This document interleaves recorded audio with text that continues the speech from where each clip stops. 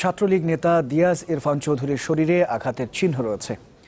দ্বিতীয় ময়নাতদন্ত শেষে এই কথা জানিয়েছেন চিকিৎসক। দুপুরে ঢাকা মেডিকেলে তার দ্বিতীয় ময়নাতদন্ত হয়।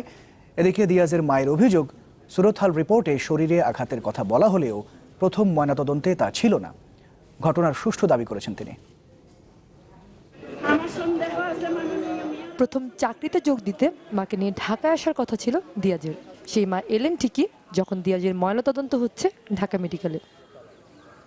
গেল 20 নভেম্বর চট্টগ্রামের বাসা থেকে কেন্দ্রীয় ছাত্রলীগ নেতা দিয়াজ ইরফান চৌধুরীর মরদেহ উদ্ধার করা হয়। চট্টগ্রাম মেডিকেল কলেজে করা ময়নাতদন্ত প্রতিবেদনে বলা হয় দিয়াজ আত্মহত্যা করেছেন, কিন্তু তা প্রত্যাখ্যান করে মামলা করেন দিয়াজের মা। অভিযোগ, তার সন্তানকে হত্যা করা হয়েছে। এরপর আদালতের নির্দেশে দিয়াজের মরদেহ কবর থেকে তুলে দ্বিতীয় দফা ময়নাতদন্তের জন্য আনা হয় ঢাকায়। দ্বিতীয় ময়নাতদন্তের পর চিকিৎসকও বললেন আঘাতের চিহ্ন রয়েছে দিয়াজের শরীরে, তবে সেটি কিসের আঘাত তা পরিষ্কার করেননি। জানান, ময়নাতদন্তের প্রতিবেদন দেওয়ার আগে ঘটনাস্থল পরিদর্শন করবেন তারা।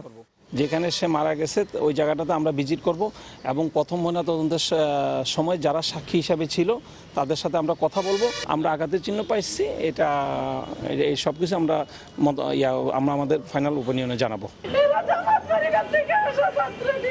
দিয়াজের মায়ের দাবি, সুরতহাল রিপোর্টের সাথে প্রথম ময়নাতদন্ত প্রতিবেদনের কোনো মিল নেই। তার প্রশ্ন, আঘাতের চিহ্ন থাকার পরও কেন বলা হয়েছিল আত্মহত্যা? আমার ছেলের সারা গায়ে নখের আঁচড় কেন, পায়ে আঘাত কেন, পায়ে ফুটা কেন, পায়ে এটা কিসের ফুটা? এরকম 2-3টা ফুটা আছে, পায়ে ছিদ্র আছে। এই যে এইগুলি কিসের আঁচড়?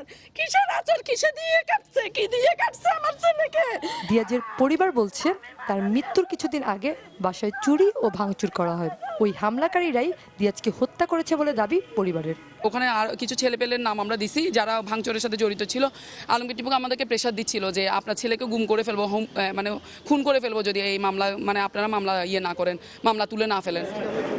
সানজিদা সুমি, চ্যানেল 24, ঢাকা।